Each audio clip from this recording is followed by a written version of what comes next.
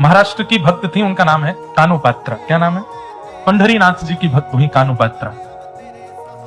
जिसको ठाकुर जी को प्राप्त करना होता है वो कैसे भी कर लेता, और जिसको नहीं करना होता सब व्यवस्थाएं मिलने के बाद भी नहीं करता। कानोपात्रा एक वैश्या की पुत्री थी। इनकी माताजी का नाम श्यामा, नगर वैश्या थी।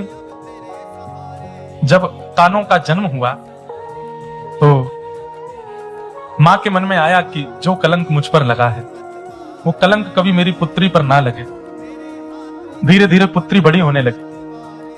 अब जहां वो रहती थी आसपास भी सब वैश्या ही रहती थी, तो उनको देख करके गाना बजाना भी वो सीख गई। कानोपात्रा गाती भी थी, उनकी तरह नाचती भी थी। तो माँ जब आती तो आकर के डांटती, क्या गा रही थी?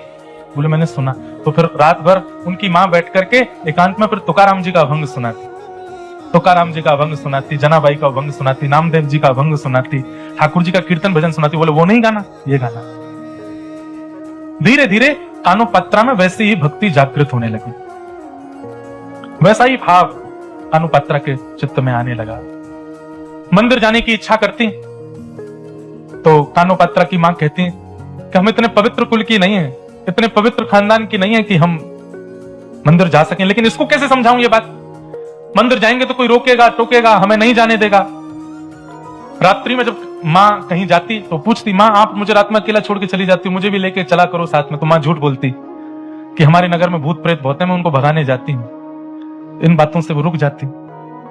लेकिन कब तक छुपाए छुपे बातें। धीरे धीरे कानोपात्रा जब बड़ी हो गई तो उसका भी रूप इतना सुंदर, उनका भी आकर्षण इतना ज्यादा हो गया कि लोग बागों की कुदृष्टि उन पर आने लगे। अब नगर में चर्चे होने लगे, कानोपात्रा बहुत सुंदर है और उससे मिलना है, उसके साथ रहना है, उससे बात करनी है, ऐसी सब चर्चाएं जब मां सुनती तो उसको इतनी घबराहट होती कि मेरी बच्ची इन सब चीजों से दूर रहे। लेकिन लोगों की दृष्टि तक तो ठीक थी बात। एक दिन राजा की दृष्टि पड़ गई, और जब राजा कुछ ठान ले तो फिर प्रजा तो कुछ कर नहीं सकती।